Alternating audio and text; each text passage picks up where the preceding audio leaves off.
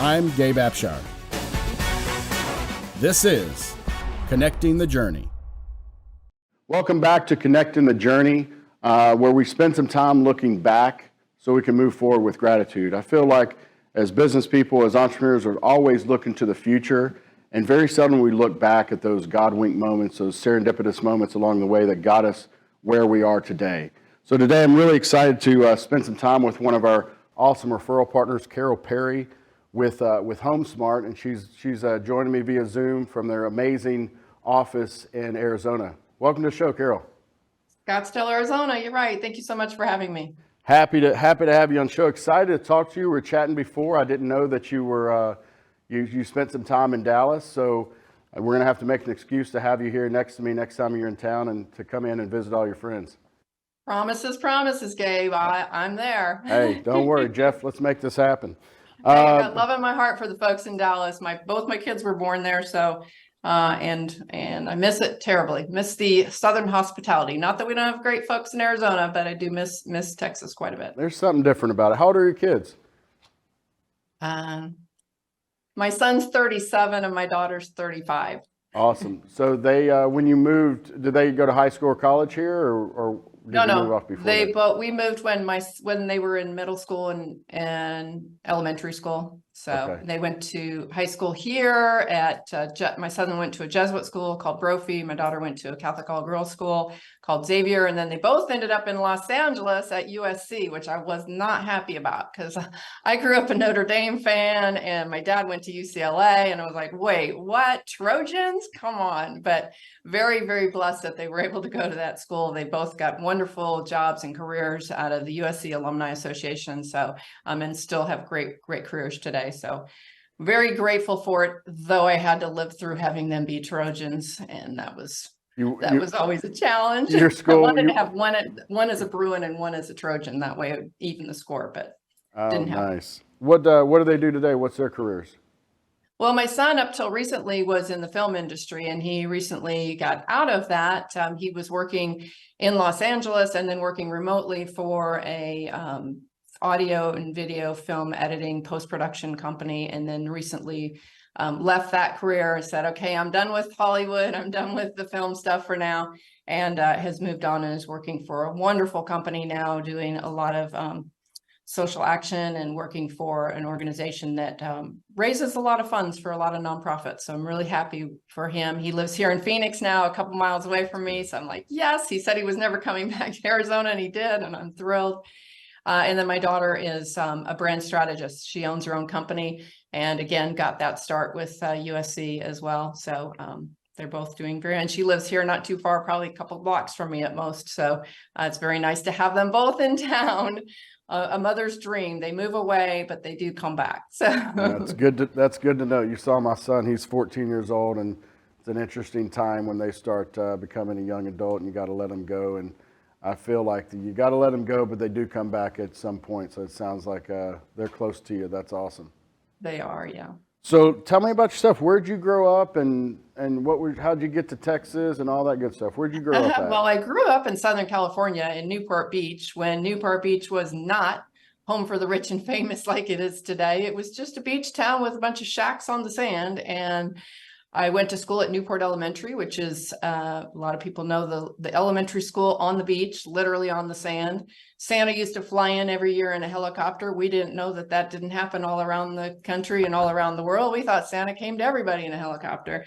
And I went to elementary school there, grew up in Orange County, at different places besides Newport. I started out college at Pepperdine in Malibu, wasn't real thrilled with that, and transferred over to Texas to SMU in my freshman year, middle of my freshman year, and went to college at SMU, got married, had my kids in Dallas, and moved to Plano. Lived in Plano for about 13 years, and then moved out to Arizona for my work. So I've always worked in the real estate industry, and even worked in real estate when I was in college, and never left the residential real estate arena, though never worked at a brokerage before I came to HomeSmart in 2012. Oh. So.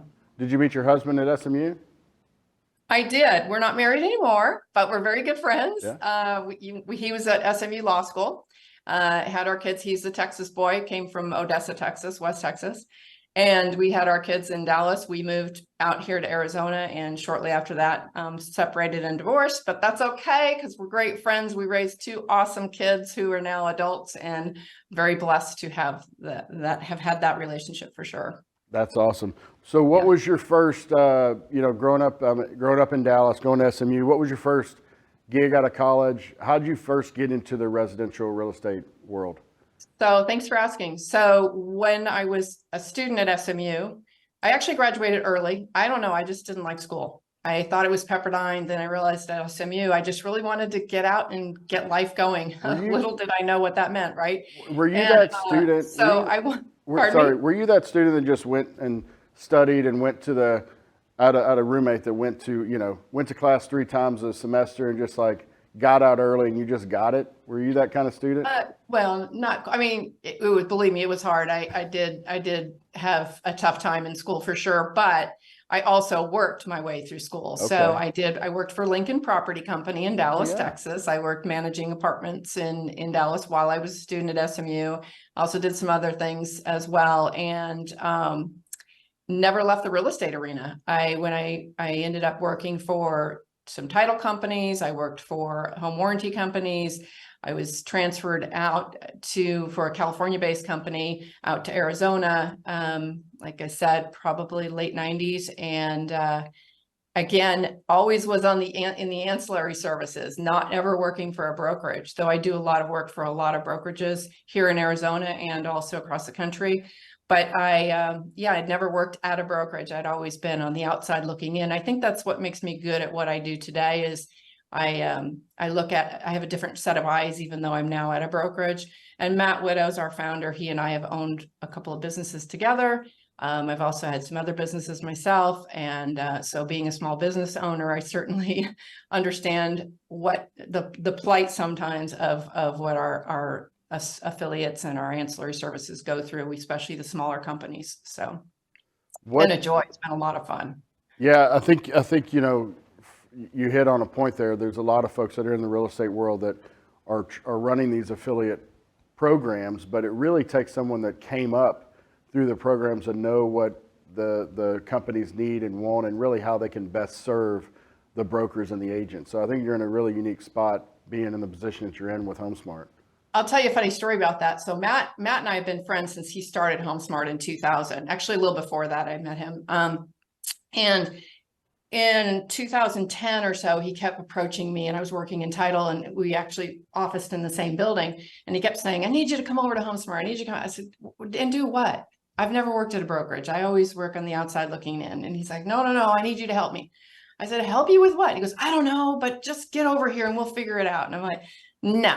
We're not going to do that." So it took him 2 years to convince me to come over to HomeSmart. And really, the way he convinced me was he was starting a home warranty company and he needed somebody to run it. And I had over 20 years of experience in the warranty arena. And I said, "Why would you do that? Everybody hates home warranty. Why would you want to start a home warranty company?" And he said, "Because I want it to be a local home warranty company that everybody loves. And I want to do it different. And you're the one to do it." So we started the company together. Long story short, we sold it a few years ago. Blessing for me, it actually sold. I closed on my part of the transaction, believe it or not, March of 2020. And little did I know that the day after I closed the transaction, the world would shut down. So, but then Matt in turn I helped him go on to sell it to a larger organization, and we both did very, very well with the sale. But yeah, he tried so long to get me there, and I was like, "What do you need me to do? What do you need me to do?" Well, he wanted me to help organize all of the vendor programs, the ancillary services. At that time, HomeSmart had not branched out too much nationally and didn't have any of the franchises yet. And he wasn't really sure which direction he was going to go. And he said to me, "Oh, I just need you to kind of help organize my vendor program here in Arizona." Well, which is now turned into we're nationwide, 26,000 plus agents. And I help set up all the services in every state that we have corporate offices, and I help our franchise owners when they need help with putting together ancillary services. And I think the reason why, like I said, I'm really good at what I do, if I can say that, is because I've been a small business owner, and more important, I was on the outside. I know how tough it is, and I know what they're struggling with and what their needs are. So it does make it unique for me that when I talk to different companies that are now our sponsors or partners, they'll say, "Oh yeah, I've worked with other brokerages. I know exactly what you're going to do." And I said, "No, you don't." And so they start working with us, and they're like, "Oh my gosh, you've like become my business coach. You've become a friend." And it's true. I really do take it to heart. And I had help along the way, and we're here to help others grow their business. Matt had help along the way, and it's been great working for someone who devoted, I mean, let's be honest, my salary and 3 other people to our sole job is to help our partners and affiliates grow their business. So most brokerages can't afford to do that. And so for us, it's really paid off because we have helped companies grow. We've got a lot of really great victory stories from companies that were very small that are now very large, companies that started in Arizona that are now nationwide, and who asked to put our logos on their trucks, a moving company. We've had all kinds of really great stories, and it's been fun to watch that and fun to participate in it too. So, Well, I can attest for that for sure. We were very excited to partner with you guys, and we didn't know the culture and kind of how y'all are different. And we're really proud and excited to continue to work on our partnership and continue to grow. And I think exactly what you said is kind of what's going on now. We're working through things to make sure we're educating the agents and integrating the agents and making sure we're letting them know what's going on. And y'all have been a huge support along the way, because a lot of times that's not there. Like if, it's, just to be very blunt and frank, it's give me your money and good luck. You can go and build the relationships with everybody, and that doesn't work, right? I mean, we've been burned so many times with companies like that. And, we give back to the agents. We want to save their clients time, money, and stress, and we're a value add. And so y'all see the value in that, and y'all are really we're working together to integrate that so we can educate the agents and ultimately make it a better experience for the customers when they're moving into new homes. oh yeah, well, and you've got such a great organization. You're fun to work with. You've got a great team. You've got a great organization. We're proud to have the affiliation with y'all as well. So see, there you go, y'all. I said I would say it once I started talking to a man from Texas. What are we, 6 minutes in? We got the first show. This is going to be a good show. Awesome. Well, let me ask you, I got to ask you this question. What do you think? You ran through your kind of career and what you did, but let's slow down a bit. What do you think? When did you know that this is where you wanted to be, right? When did you know that you're gonna, maybe you worked through college or whatever? What was your first job where you knew that, like, okay, this is where I want to stake my career and I want to stay in this industry? Well, I always knew I was going to be in marketing and sales in some way, shape, or form, or any sort of thing involving communications with individuals, and coaching too. I do a lot of coaching, both team coaching and individuals. And I always knew that. Even in college, I was already in college helping friends, and I had several mentors early in life. People say mentors, your family members really aren't your mentors, but my grandfather was a mentor of mine. I looked up to him, my father and my mother. And my parents were in the real estate industry, so it didn't surprise me when I kind of gravitated towards that. But also just knew that I had that personality, the sales side of things, and was successful at sales. Then taking that into coaching and taking that into working in the real estate industry, and specifically residential real estate. I really never wanted to work at a brokerage because I had so many dates to the prom. I didn't want to actually end up with, okay, I'm at one brokerage, now I can't be friends with any of the other brokerages anymore. I was very concerned about that. I actually run an organization here in Arizona, the Broker and Industry Leaders event, which happens every month. It's been happening for over 20 years. And I started it 20 years ago. We get together, designated brokers and owners all over the state of Arizona. We get together monthly, in person, quarterly and monthly on Zoom. And we talk about industry issues and what's going on and how we can help each other. Honestly, I started it at a challenge. I had a broker who has since passed away, who I was complaining to him. You'll love this story. I was complaining to him when I first moved to Arizona. I said, golly, brokers here don't like each other. He's like, what do you mean? I go, well, in Texas, everybody's nice. And here they're not so nice. And he's like, what? And he said, well, what do you mean by that? And I said, well, they don't like each other. Like I got one guy complaining about another guy. I got, it was mostly men back then that were broker owners, not as many women in the top leadership positions. And I was telling him, it's just disappointed me. And he said, well, why don't you have them break bread together? And I said, what? And he goes, well, take them to lunch. And I go, oh yeah, no. And he's like, no, bring them together for lunch. And I'm like, no, it's not going to happen. So about a month later, I see him in his office and he says, so how did that breaking bread thing go? And I'm like, oh, great. I didn't do it. Now I got to tell him I didn't do it. I had already told him I wasn't going to. And he said, no, seriously, how did it go? And I go, I didn't do it. Tell him I can't. There's just no way. He goes, of course you can, Carol, you got a great personality. You can make it happen. I'm like, yeah, I don't know. So a month later goes by and I'm not in his office. I'm avoiding him. And I finally decide, okay, I'm going to try to get some guys together. There's 4 men, 2 guys that did not like each other, 2 guys that despised each other, basically. And I did not tell them that I just said, would you go to lunch with me? I'm trying to get more business here in Arizona, da, da, da. And they're like, yeah, sure. And I would really like to, pick your brain on some things.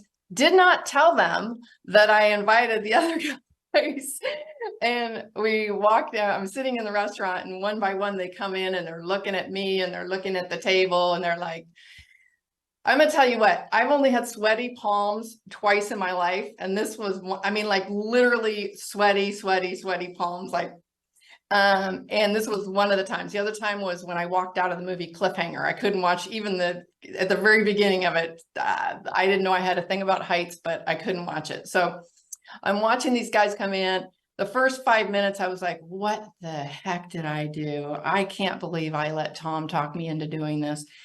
And it was very tough. I was like, hey, you play golf, he plays golf, you like fly fishing, he likes trying to get him talking. And then by the time 5 minutes in, they're cracking jokes like, I can't believe she got us together at the same table, and by the time we finished, 2 of them moved over to the bar and we're having happy hour. And they said, hey, let's do this again. I'm like, no way. You guys don't have any idea how hard this is. I had a heart attack doing this. And they kept calling me saying, hey, we want to do it again. We want to do it again. And I said, okay, I'll organize it, but each one of you has to bring another broker with you. And it can't be your best friend. It has to be someone that either you don't know or haven't had the opportunity to gain their respect or them gain your respect. Let's try it. And we did. And then this was born, this broker and industry leaders event that we have now. And we've done it for over 20 years and it's grown. And obviously now the old regime, including myself, are getting the younger regime to try to take it over and participate in it. And it's been a lot of fun. It's been very rewarding and a labor of love. I don't get paid for it. It's just my industry give back.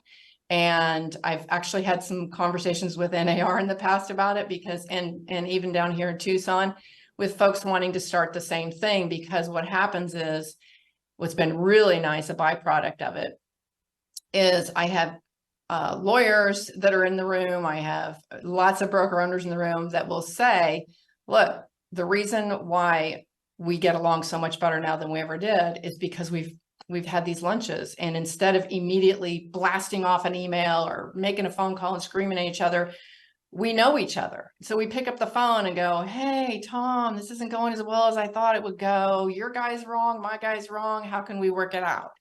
And I love that. I love that that's helped with less litigation and more let's talk it out. And that's really the only reason why I've continued it after all these years and not made it a profit center. It's just an industry give back. And it's been a lot of fun and super rewarding. And one of the reasons why I love to do what I do is to be able to see that, to see the results. Getting back to your original question, why do I do this? Or when did I realize that I wanted to do this? Was seeing results right away, like knowing, okay, this is something I'm good at. I know I can help others and benefit others. And same with just like your company. When I start helping all of the ancillary services, any of our affiliates, any of our partners, I don't sign up anyone who I don't think that we can help them move the needle. And that's different than other brokerages. And people get mad at me when they come to us and say, hey, I've got this widget and I really want to sell it through your HomeSmart agents. And I'm like, I just don't see it working. It's too many connecting too many dots. And I want to be involved and help companies where I know we can affect change for them. We can help that company grow. They're going to help our agents grow. Our agents are going to help the consumer. So it's all about that. So. Well, that's a great reason why we're partnering with you. I think when I look at partnerships, we have to match on a cultural level and a core value level. And to be honest with you, that's maybe some reasons why we don't work with everyone in the industry, right? We want it to be a fit and a win-win for everybody. Man, I love that story about that group. I do have a bone to pick with you because you're not sitting here, but where's my invite? Can I get an invite to Arizona? I need to go. Come on. I need to come out and see this group. I mean, and Bring it on. And it's oh so, yeah, that happens a lot. And I don't think it would have happened. I mean, I'm going to give Texas some more credit here, right? I mean, Southern girl from Texas being nice to everybody, getting everybody together and taking the jump to do that. It's so powerful to get people in your industry together, right? Right. Yesterday I had I have a dad's club lunch that we do it goes on every month, but I've missed it for months and months. And it was so great to just sit down with folks that are going through the same thing that you're going through, kick some ideas around, know that they're going through this thing. And that dad's club translates to business. And people are so much more powerful together if you can get them together. And you talked about, when things aren't going right, well, the person, but that person's intent. You know their heart, their values, and then they're not trying to do anything maliciously. In this day and age, it's so easy to fire off a nasty email or a text. But if you know the person, you can pick up the phone, and the odds are he doesn't know that things aren't going well, right? And you can have a conversation with him. It's What's really fun about that, Gabe, is I had one recently where the broker said, and we also have the real estate commissioner attends all these, as does the CEO of Arizona Association of Realtors and the CEO of our MLS, ARMLS here. They come as well. But I did have one recently where a broker said, yeah, I called the other broker and said, my guy's wrong. I'm going to fix this. And they said, I wouldn't have done that in the past. I would have been like, okay, how am I going to defend my guy? How can I find an angle? And I love that. I love that there's a different philosophy now. And we do feel very strongly that what we have here is a really good thing. And which is why I've had such a hard time ever stopping it. Even during COVID, that's when we started doing the Zooms. And then after COVID and we were back in person, everybody said, can we do the Zooms on off months and then do the back in person just once a quarter like we've always done? I'm like, sure. So that's what we do. We just stay connected that way. And it does make a world of difference. And like I said, it's a lot of fun. And you mentioned this too, just briefly in passing.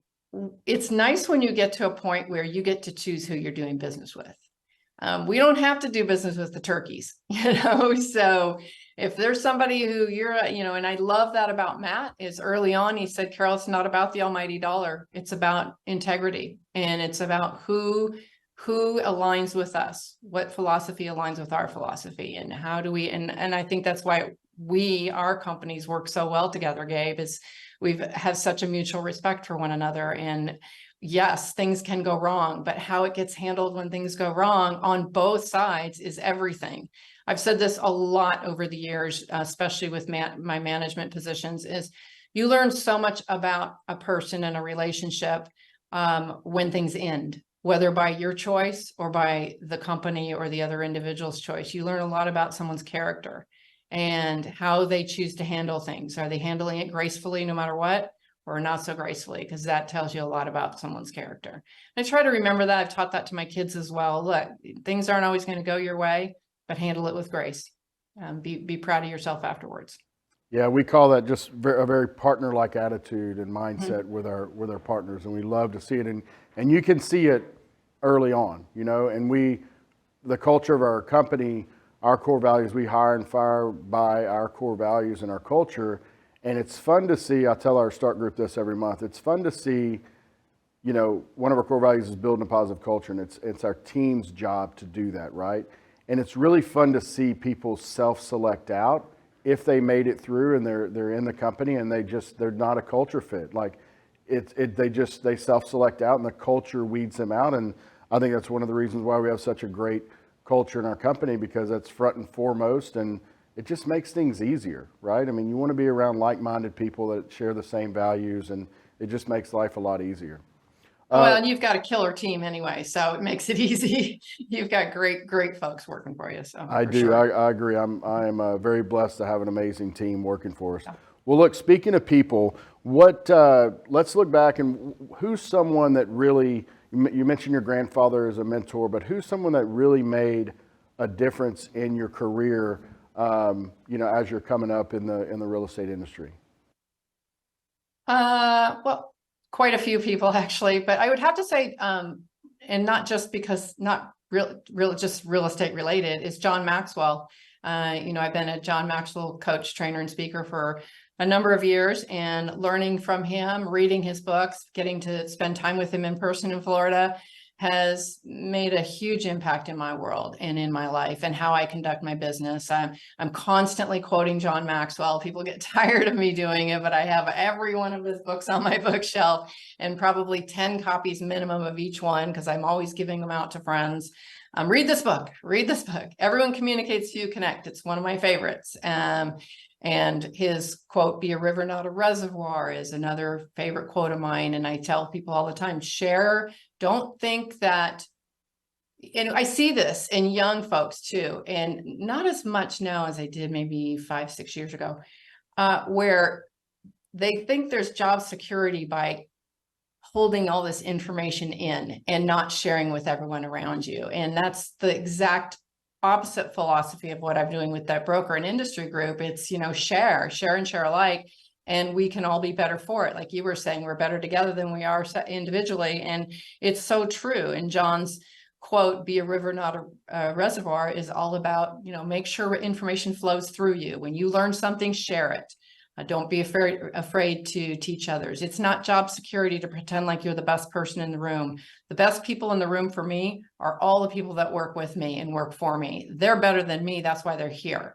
They're smarter than me. They're more talented than me in so many other areas. And you've got to surround yourself with really great people to do great things. I can take credit for it, yeah, but the truth is, it's not me. It's the team I built around me. That's huge. Did he write The Tipping Point? No. No.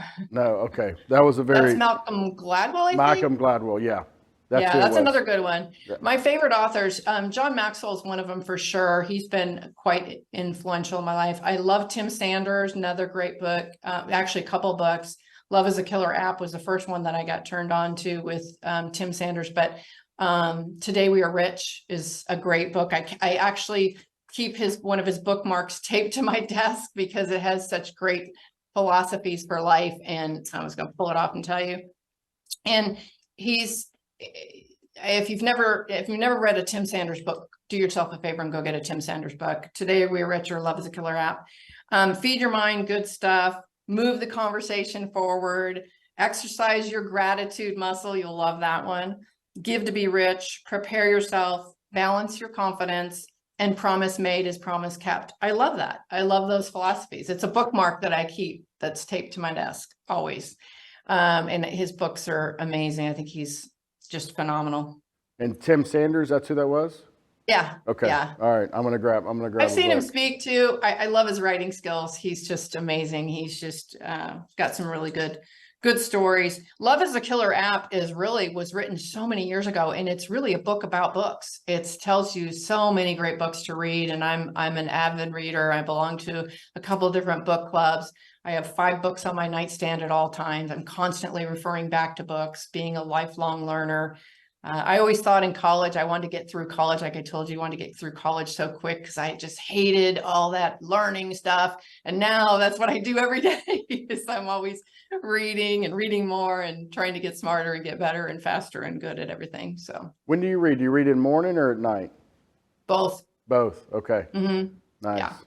I wish my son just went to the bathroom. I wish he could have heard all that, right? I mean, you just gotta, you talk about how much, what we put into our bodies, but it's more importantly what we put into our mind. And like today, in this day and age, we have so many distractions, and there's so much negative connotation that comes with social media and all the distractions. And a good book can just put your mind right. And that little bookmark is awesome. Those are great values to live by. Feed your mind good stuff. That's the best one. Yep. Feed your mind good stuff. You're right. Garbage in, garbage out. Good stuff in, good stuff out. So yeah. Nice. This has been a really good conversation. Tell me someone, I know the author, and I love grabbing onto someone that can really help change your life and change the way things go. An author, or a coach or something like that. But tell me somebody, right? Tell me somebody that really helped you along the way. You said you're a coach, and so you had to have really good mentors along the way to push you forward. Individuals. There's a gentleman here in Phoenix who used to run Realty Executives, John Foltz, just an amazing man. He's been a mentor of mine for many, many years. He's also a John Maxwell fan, so perhaps that's it as well. But no, he's just been phenomenal in my life and been very influential in some of the decisions and the way I've done business, and understanding that things don't always go your way. And when they don't, like I said before, how to have grace with that. And really, he was one of the first ones that said to me, you're going to learn so much more in life from your mistakes than you're going to learn from your victories. And boy, oh boy, hasn't that been true for 30 years. So yeah, he's been just an incredible influence. My mother passed away a few years ago, but she was actually was an amazing mentor to me as well, having been in the real estate industry and watching her grow a very successful career. What's she do in the real estate world? I'll tell you in just a second. She was a very wise woman, and she had children very, very young. I think all three of us, by the time she was 18, 19, she had all three kids. So she was very, very young. And I forgot that growing up. I was lucky to have a mom that was so young, but I was also, wow, she didn't really get to be a kid. And she worked in real estate. She actually worked in the title industry for a number of years, but then she was a real estate agent as well. So I knew what agents did to the sacrifices that they make, that people think, oh, being a real estate agent is so easy. I just work whenever I want to, and I just go show houses when I want. And you're like, no, that's not what it's like. Having grown up with a mother that sold homes, I know how hard that was. And I know what it took to the sacrifices that she had to make in order to be successful in that business. And I think I learned a lot from her as well. You had real estate in your blood. I mean, you grew up with it. You've seen the sacrifice. And another, probably a great reason why you're great at what you do today, is that you saw the struggles of a real estate agent, and you're helping them, bringing on quality partners that can really help them and be a team for them. Because I truly believe that agents need to have a team that they can go to help with all the things that they don't have time for, they can't do it. And so it's another great reason what you do today. You've seen what the real estate agent goes through in good times and bad. Well, and also as an entrepreneur, my father had his own business in California many, many years ago, and ended up ultimately closing his business up, but struggled, quite frankly, struggled, and still does today, but had such a successful business for so many years. And I think part of my, here today, gone tomorrow, take advantage of what you have today, understand that what you have today, be grateful for what you have today, because things can change in an instant. And I think part of my dad's, and he's still alive today, but part of his biggest downfalls was that he thought he could just do it alone, and that his way or no way. And he would probably, if he's sitting next to me today, say that as well. He's in his late 80s. but not understanding the value of the relationships and the value of what others can bring to the table for you. And that, yes, mentorship is huge. My parents never really talked about mentors. They didn't really talk about, spending time learning from others. And I think that's partly why in high school and college, I graduated so early. I wanted to get out. I was 17 when I went to Pepperdine. I was 18 when I went to SMU. I was very, very young. But again, wanted to get out, be in the working world, was thinking, oh yeah, this is it. I just need to, and now I wish I would have taken time. I remember one day sitting with my mom, working with her like your son is today. I remember traveling around with her in Orange County, and she was a title rep, and she was calling on offices, and she was going 100 miles an hour, and she was, running everywhere. And I'm like, Mom, stop. And she's like, what? And I said, smell the roses. And she looked at me and she's like, what? Coming from this teenager, what is she saying? Smell the roses. But I just felt like she needed to slow down and take a breath. And ironically, when she was dying, a couple of years ago, she passed from cancer. When she was dying, she said to me, don't wait for someday, and make today your someday. And it was kind of the same philosophy. Stop and figure out, okay, don't wait forever. Don't wait for the future. Don't make today your future. And right now, start planning today. What did you want to do today? And I love that. I love that in her death, she had so much grace in the last several weeks. And she taught me so much about dying too, and how to have grace in death. So, and my daughter too. My daughter's like, man, she's like so accepting of all this. And I'm like, yeah, it's crazy. I'll tell you a quick story. When my mom passed, she had cancer for over 30 years, and we were very blessed to have her in our life for so long. We moved her out to Arizona about 2 or 3 years before she died. And she had beat cancer several times. And she was here in Arizona, and she kept saying, my cancer's back, my cancer's back. We couldn't find it. We finally found it. Yes, it was back, and it was back with a vengeance everywhere. And literally she died 3 weeks later. But the blessing was, she found out in late February that she had cancer again. And she said, I don't want you to have a memorial for me.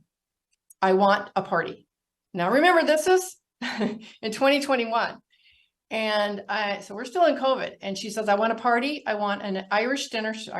I want a Irish St. Patrick's Day style dinner, corned beef and cabbage. And I want you to invite all my family. And I'm like, Mom, we're in the middle of COVID. They're all over the country. I don't know that they'll come. But if you want a party, we'll have a party. So we did. And she was in her final days. It was very difficult. Had to bring her to the house by ambulance, take her off of her medication for a while so she could say goodbye to everybody. Had this blowout party. She was only there for an hour. Her Irish relatives, I think, never left. They might still be here. I don't know. He loved to party. But she wanted a goodbye, an Irish send-off. And I'm so grateful for that her family, that we got to say goodbye to her and hear stories from her that so many don't get, and how graceful she was about it, and how she's like, what do you want to know before I pass? What do you want to know? Literally, after we had that party, she passed within a week. So we were very fortunate. And how cool is that she gave us that gift as she was dying? It's just very, very, amazing. Very cool. That's such a blessing to be able to have someone close to you like that, and then for them to be able to go out the way they want to go out, right? And to be able to everybody's like, time. oh my gosh, 3 weeks, you guys, don't you feel robbed? And I'm like, no, I had 30 years with her of her having cancer, and 7 or 8 years before that is when she had lung cancer. We thought she was a goner then. So I mean, to me, I feel like, golly, I had all these blessings from and then learned so much from her, So that's amazing, and amazing for you, but also amazing for your kids to have that relationship with her during that time, and really have her, go out like that, and for the love of life, and just to have that legacy of, I mean, how cool of a story is that? When my grandma went away, we had a big Irish party. She came and hung out, and she gave the ultimate Irish goodbye, Yeah. Left. And then we all drank Irish coffee afterwards. She left, and the party still went on. So, It did. well, Carol, look, I could literally talk to you all day. This has been amazing, and we are going to do part 2 here in the studio. We're gonna get you bet. down to Dallas. I want to talk a little bit about our partnership with Utility Concierge, and how that, how you see that, helping your agents, and how you see it helping your home buyers that y'all help. Okay, so this goes back to my mom again. God bless her. I'm thinking about her even now. So when I was approached about you all and your services and how you were going to do business with us and whatnot, it was funny. I had just finished moving my mom into one of her homes before she moved here to Arizona. And I spent hours and hours on the phone trying to get her utility services connected in a city I wasn't familiar with, and had to spend so much time. Okay, I got to get the gas, got to get the electric. And it was hours and hours doing this for her. And I was like, this is crazy. Somebody needs to be doing this. And I knew somebody was. And then you all approached me and said, hey, we've got this great company. I said, yes, I know. I've heard of you. And then I said, okay, you've already sold me. Tell me what we need to do. And I did tell the story. It took me 6-7 hours, literally 6-7 hours to get all my mom's services connected. And to know that what you were doing for the industry, for consumers, it would have been so great for me to have been able to say, okay, here's your choices on your internet. Here's your choices on your alarm system. Here's your choice. And here's the best deals right now. And let alone the utility services as well. So for me, it was a no-brainer. I had just been through it myself, like I said, and Matt Widows, our founder, had tried to start his own many years ago and was not successful here in Arizona. It was just, I don't want to say it wasn't successful. He, at the same time, was deciding whether or not to franchise or grow corporately. And we realized we just didn't have the time and resources to spend on that business.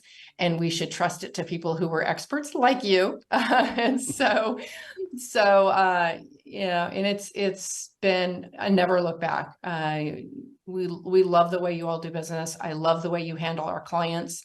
It's been such a blessing for us and for our agents to know that their clients are in good hands, and that they're not being sold a bill of goods. It's, hey, here's different opportunities for you. Here's different companies for you. Here's where you should, here's some choices for you. And I love that. I love that it makes life at a time when there's so much anxiety when you buy a home anyway, to not have to worry about that, to have our agents come to the table and say, wait, we've already got a company that does that. Here, you need to talk to these guys. Instead of the agents trying to just provide a list that may or may not be valid, it may or may not be up to date, it may or may not be accurate. It's nice to be able to trust the experts and send them over to Utility Concierge for sure. It makes a huge difference. I love that. I'm going to have a pause because that's a great sound bite, but it was really good. You couldn't explain it better myself. For the agents, they have so much stuff going on, right? And we kind of have two customers, the home buyer and the agent. And for the home buyer, they've got somebody along the way every step of the way. They've got a realtor, they got mortgage, they got title, they got insurance. But as soon as they close, they're kind of on their own. And we just want to be that person, that company to help them transition into the home in a proper way, so there's no hiccups, there's no stress. Moving's already stressful as it is. And for the agents, we replace that list, if they do anything, with a human, right? Yes. And we're a representation of their brand. And so when and if things go wrong, we can handle it. But if they use our service, they're never going to get that phone call again, which I'm sure agents hate to get is, who do I call for my utilities? But when it goes wrong, in this day and age, the agent's to blame, which there shouldn't be, right? They sell homes. They shouldn't be connecting utilities. And so, I think it's a win-win for both the customer and the agent. That's our goal, is just to provide value in the transaction and make it easy for everyone, right? There's already enough things going on in the moving process. This is the smallest, probably one of the most annoying things that happens during the transaction. When people ask what we do, I answer with a question, and I ask them, I say, well, what was your experience like last time you moved, setting up your home services and utilities? And shut up. And man, I'm telling you, 9 times out of 10, it is a horror story. you know, and I keep poking, really? Oh my, how long did you spend? Oh, you overpaid? What else happened? And then I just go, yeah, that's exactly what we do.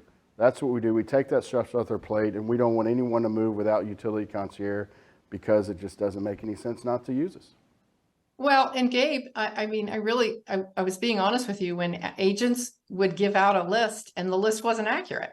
And they're like, oh, I've had that saved on my desktop for like the last 8 years, and that company's not even in business anymore, or that number isn't accurate, or those services aren't offered in that area anymore. And there's nothing worse than saying, oh, here, let me help you. I provide a resource that's no good. You know, so you're right. Having utility concierge be so up to date, accurate, easy is such a big deal for us. So yeah, we definitely appreciate everything you and your team, amazing team, do for us and for our customers, our clients. Well, thank you so much. I'm very blessed to have an amazing team around us, and I love hearing that. And thanks so much for the time. I had a great time chatting with you. Appreciate you spending the time with us. And let's put a pin in this, because I think we have a part 2 and 3 to continue on when you come to see us in Dallas. That sounds like a plan. Look forward to it. Thanks so much. I really appreciate you. Guys, appreciate you as well. Guys, thanks for joining us on Connecting the Journey again. You know, I gotta be honest. Like, I love doing this show just because I love get to knowing people more and their history. But really fun to be able to, you know, spend some time and look back and hear stories. And that's where the gratitude is. That's where the nuggets are. That's where the God wink moments are. And take some time in your day-to-day to look back, see where you came from, so you can move forward with full gratitude. Thanks so much. I appreciate you.